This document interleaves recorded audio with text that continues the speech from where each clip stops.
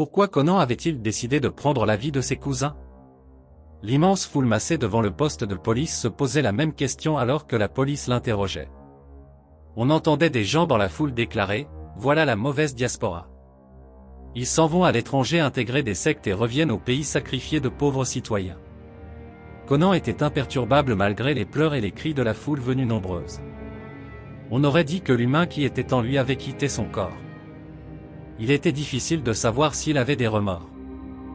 Il ne laissait transparaître aucune expression. Qu'est-ce qui avait bien pu le pousser à tuer ses deux cousins avec lesquels il avait grandi? Dans quel genre de sorcellerie avait-il embarqué? 4 heures plus tôt, Conan avait été retrouvé dans un délire total. Complètement nu et plein de sang. Il avait un couteau de boucher à la main et plusieurs bouts de chair de ses cousins traînaient près de lui.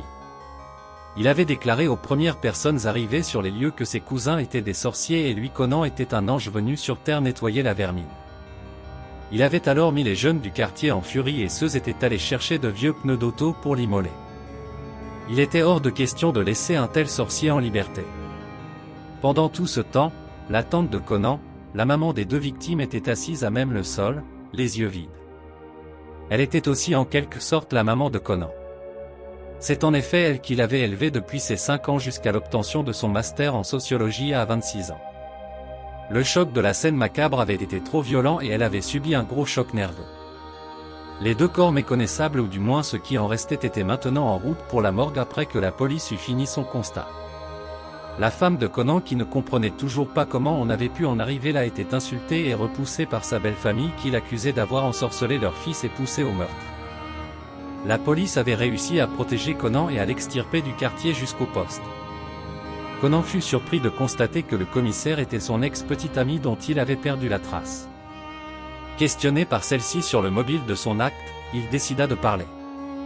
Il semblait à nouveau en contrôle de ses moyens et capable de juger l'ampleur de ses actes. Pourquoi diable, au lieu de contribuer à construire son pays comme les autres membres de la diaspora positive, était-il passé du côté obscur de l'histoire? Tout avait commencé 2 mois plus tôt alors qu'il avait décidé d'emmener ses enfants au pays. Il voulait en faire une surprise à ses cousins. Recommençons l'histoire à zéro. Après avoir obtenu son master en sociologie, Conan avait travaillé pendant quelques années avec des ONG dans l'arrière-pays. Le salaire qu'il gagnait ne lui permettait pas de rêver grand. Il avait donc entrepris des démarches qui lui permirent à 32 ans de rejoindre les Amériques.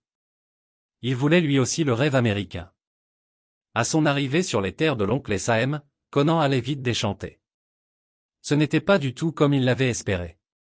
Il y avait la barrière de la langue qu'il fallait surmonter. Il ne parlait pas anglais. En plus, il était d'avis que sa formation universitaire ne pouvait pas lui permettre d'atteindre ses objectifs. Après 4 années passées à améliorer son anglais, et à jongler entre de petits boulots, Conan avait décidé de retourner à l'école pour se former dans un secteur plus porteur. 10 années après son immigration en Amérique, il avait terminé les études et trouvé un bon emploi. Il pouvait enfin laisser les petits jobs, dormir toutes les nuits et avoir des activités sociales. Il se réjouissait d'avoir réussi entre-temps à épouser une ange que sa tante lui avait présentée, qu'il aimait beaucoup et qui lui avait d'ailleurs donné 2 beaux enfants. Le jour de son 42e anniversaire, Conan avait pris la résolution d'investir dans l'immobilier. Il se disait qu'il était temps pour lui d'investir pour son avenir et celui de ses 2 enfants. Conan avait toujours cherché à rendre ses cousins financièrement indépendants. Il était devenu une banque pour eux. Leurs appels ne tournaient plus qu'autour de l'argent. Mais Conan ne trouvait pas de problème en cela. Il s'agissait après tout de sa famille et en famille on se soutient. À sa 15e année de vie en Amérique, Conan avait donc décidé de construire une maison et un immeuble avec des appartements dans son pays. Ces appartements allaient l'aider à sa retraite. Il en avait discuté avec ses cousins. Ceux-ci avaient beaucoup apprécié l'idée et l'avaient mis rapidement en contact avec des vendeurs de terrain. La femme de Conan lui avait alors proposé d'impliquer ses cousins, de les laisser gérer les achats et surveiller le chantier. Elle savait qu'étant donné qu'il était hors du pays, il fallait éviter de se faire arnaquer par les vendeurs de terrain ou les techniciens. Après tout, Conan envoyait régulièrement de l'argent à ses cousins et c'était ici l'occasion pour qu'ils travaillent un peu avant de recevoir de l'argent. Conan s'était donc appuyé sur ses cousins pour acquérir le terrain pour la maison. Il leur avait aussi confié le suivi du chantier. Les cousins avaient été très proactifs et informaient régulièrement Conan de l'avancement des travaux. La maison fut rapidement construite et Conan y séjourna avec beaucoup de plaisir pendant les 2 semaines passées au pays lors des obsèques de son père. Il en était très fier. Son père avait eu l'occasion de bénir la maison avant qu'une pneumonie ne l'emporte. Conan à son retour en Amérique, après les obsèques de son père, avait une fois de plus sollicité ses cousins pour son projet d'immeuble à appartement. Ceux-ci avaient trouvé un terrain beaucoup plus cher mais très bien situé. Conan avait validé et débloqué les ressources nécessaires. C'est ainsi que 17 années après son départ de son pays, Conan lançait le chantier de ses rêves. Comme pour la maison, ses cousins étaient les responsables du chantier. Ceux-ci lui faisaient un rapport assidu de l'évolution du chantier. Les travaux avaient certes pris un peu de retard à un moment donné, malgré la disponibilité des finances. Mais ceci était lié à un petit conflit avec la chefferie locale. En effet, les cousins avaient bien expliqué la situation à Conan. Le chef s'étant déplacé pour des soins en Europe après le début du conflit, il avait fallu attendre son retour pour finaliser les travaux. Toutefois, 3 années après le début des travaux, le chantier était maintenant terminé. Conan était fier de ce qu'il avait accompli. À 52 ans, il avait amplement le temps de rembourser le prêt contracté auprès de la banque pour le chantier, avant sa retraite. Il voulait emmener ses enfants pour la première fois au pays. Pour lui, c'était important de les imprégner de sa culture avant d'être trop vieux. En plus, sa famille élargie n'avait encore jamais rencontré ses enfants. Ce voyage était aussi destiné à inaugurer l'immeuble. Un gros investissement mérite une fête familiale. Conan avait travaillé dur pour y arriver. Les loyers allaient contribuer à rembourser le crédit à la banque. Il repensa à ses premières années en Amérique, où il devait courir rapidement pour rattraper le bus le matin pour être à l'heure à son 2e job. Il devait en effet aller porter des boîtes dans un entrepôt après avoir passé la nuit comme vigile dans une boîte de nuit. Il n'avait pas été facile de cumuler plusieurs jobs et ceci rendait sa réussite encore plus jouissive. Il voulait faire une surprise à ses cousins. Au-delà de l'argent qu'il avait reçu en remerciement, il leur avait acheté des objets de souvenir. C'est ainsi que 2 mois plus tôt Conan avait dit à ses cousins qu'il allait leur transmettre un paquet via un ami qui arriverait au pays dans 2 mois.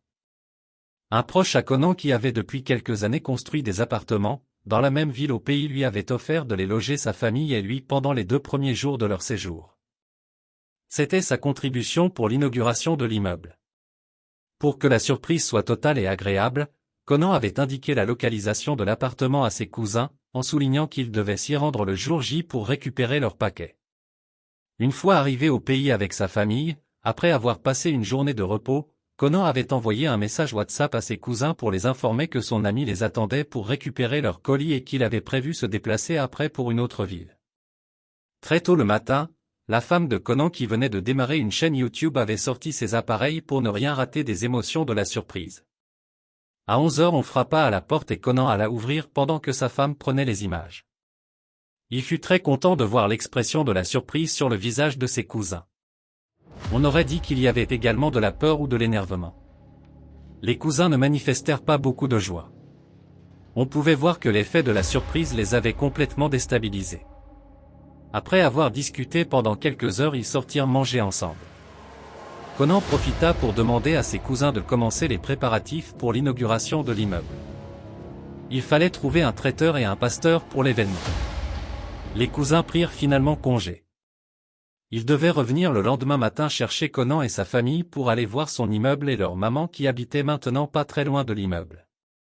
3 jours plus tard, aucun des cousins ne s'était présenté.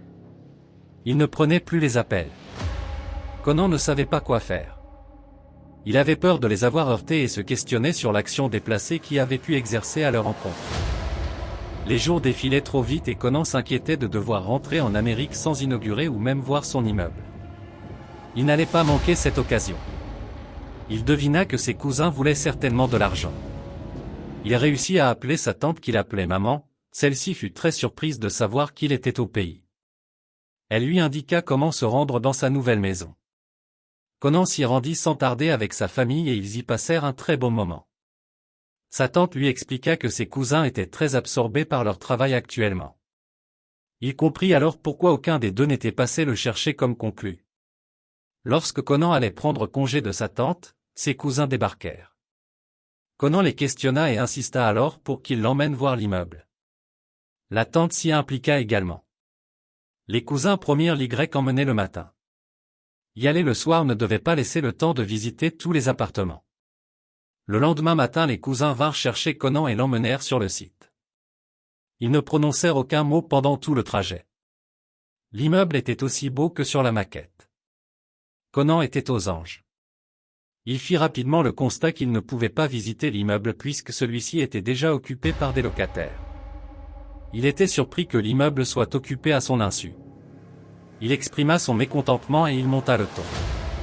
Ceci fit sortir le plus âgé des cousins hors de ses gonds. Il informa Conan que l'immeuble n'était pas celui de Conan mais plutôt le sien. Il déplaça Conan de quelques mètres et lui montra un terrain vide en disant « Je crois que tu as le titre foncier. Voici ton terrain, tu peux y construire maintenant. Tu croyais que nous vivons comment ici ?» Conan devint très furieux. Il était de plus en plus enragé. Il avait l'estomac noué et sentait que quelque chose était prêt à craquer en lui. Dans son énervement, il donna une gifle au plus jeune de ses cousins alors que celui-ci s'était précipité pour essayer de le calmer en disant que ça ne servait plus à rien se lamenter. Après la gifle, le jeune cousin s'en alla directement sans plus dire aucun mot. La femme de Conan qui était à l'écart s'approcha de son mari et le proposa de rentrer parler de tout cela à la maison. Conan ne pouvait attendre, il fit appel à une de ses anciens camarades de lycée qui possède un cabinet de géomètre. Celui-ci alla valider le titre foncier et vint confirmer qu'il correspondait bien au terrain vague à côté de l'immeuble. Il ajouta que c'est d'ailleurs un autre de leurs camarades de lycée qui avait débuté la construction de cet immeuble avant que sa femme ne le vende à sa mort faute de moyens pour continuer les travaux. Conan venait de comprendre que la période où ses cousins avaient parlé d'un problème avec la chefferie était probablement la période pendant laquelle cette personne était décédée. Ils avaient profité pour acheter à leur nom. Conan passa la pire nuit de sa vie ce jour-là. Il n'arrivait pas à dormir. Il ne comprenait pas comment ses cousins avaient pu lui faire cela. Lui partager des vidéos du chantier d'autrui en lui faisant croire qu'il s'agissait du sien était méchant. Le faire tout en lui soutirant de l'argent était diabolique. Le plus difficile à absorber était le fait que ses cousins avaient poussé le bouchon au point de prendre son argent pour acheter un immeuble à côté de son terrain. Il comprenait que s'il avait annoncé son arrivée au pays, ses cousins l'auraient certainement empoisonné. Il se promit d'ailleurs de faire très attention. Conan n'avait plus qu'une idée en tête, retourner en Amérique afin de panser ses blessures. La douleur était grosse et il devait falloir beaucoup de temps pour digérer, s'il arrivait à en ressortir indemne. Conan était maintenant dégoûté par son pays. Il était décidé de le quitter pour toujours. Il fallait qu'il vende rapidement la maison. Très tôt le matin, le plus jeune des cousins avait débarqué, encore énervé certainement par la gifle de la veille. Conan s'en voulait de l'avoir giflé alors que le problème était avec le cousin le plus âgé. Pendant que Conan revivait la scène dans sa tête, il ne remarqua pas que le jeune cousin était venu avec la police. Conan fut arrêté sans explication et mis en cellule. Il y passa plusieurs jours et ne fut libéré qu'à la veille de son voyage retour. Pendant que Conan était en cellule, les cousins étaient revenus avec la police intimer l'ordre à sa femme de quitter la maison avec ses enfants en lui brandissant les vrais papiers du terrain. Le tout était au nom du plus jeune des cousins. Lorsque Conan sortit de cellule où il n'avait pas eu de droit aux visites, il tomba des nues lorsque sa femme lui raconta sa mésaventure. Il réalisa qu'il s'était doublement fait avoir, il avait donc en tout et pour tout juste son terrain non bâti et un gros crédit à rembourser à la banque. L'avenir de ses enfants était hypothéqué. Conan se dit que finalement c'est une bonne chose qu'il ne soit plus obligé de vendre la maison. Bref, il essayait de se consoler. Sa femme pleurait à chaudes larmes. Ses enfants étaient traumatisés. Leur premier séjour dans leur pays d'origine était semblable à un scénario de film d'horreur. Conan avait décidé d'appeler sa tante pour parler de la situation pour conciliation et recherche de compromis. C'est ainsi que ce matin il s'était rendu chez sa tante pour discuter avec elle et ses cousins. Il quittait le pays dans l'après-midi et les bagages étaient déjà prêts à l'hôtel. Conan voulait surtout comprendre ce qui n'avait pas marché. Dans les discussions, il nota que sa tante prenait le parti de ses enfants biologiques. Elle lui avait demandé à quoi il pensait en donnant des centaines de millions à gérer à des gens qui n'avaient pas un véritable emploi, qui tiraient le diable par la queue. Malgré le fait que Conan rappelait leur avoir ouvert des commerces et transféré des millions pour agrandir leurs affaires, la tante maintenait que Conan était méchant. qu'il avait décidé de faire de ses frères des garçons de course au lieu de les faire voyager aussi. Elle lui lança que leur comportement était explicable et qu'il avait fait preuve de bonne foi en lui achetant le terrain. Ils auraient pu tout conserver s'ils n'étaient pas gentils. Il s'agissait de ses frères même s'ils n'avaient pas exactement le même sang.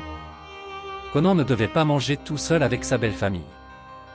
Elle finit en disant que le pays était difficile et que Conan devait juste retourner travailler fort pour construire sur son terrain. Conan était perturbé et ineptie partant d'ineptie. Il commençait à perdre la raison. Il était complètement déboussolé. La tante demanda à sa femme de l'accompagner avec les enfants récupérer des afritudes qu'elle avait fait coudre en cadeau pour eux. Lorsque Conan entendit les cousins rire de lui en disant qu'il avait bien médité en cellule et qu'il s'était cru plus intelligent, il perdit toutes ses facultés. Il saisit le couteau de boucher qui traînait en arrière sur le comptoir de cuisine. Les cousins n'eurent pas le temps de réagir. La rage avait décuplé la force de Conan. Même mort, il avait continué de s'acharner sur les corps. Il n'avait pas entendu les cris de sa tante. Ces cris avaient alerté le voisinage qui avait accouru et l'avait retrouvé couvert de sang, sans vêtements et avec le couteau en main. Conan ne savait toutefois plus à quel moment ils avaient ôté ses vêtements. Il n'était pas certain de les avoir ôtés de lui-même. Il supplia la commissaire de demander à sa femme de ne pas rater son vol. Il allait affronter la suite de son destin avec joie. Abonnez-vous, mettez votre pouce bleu et activez la cloche pour encore plus d'histoires.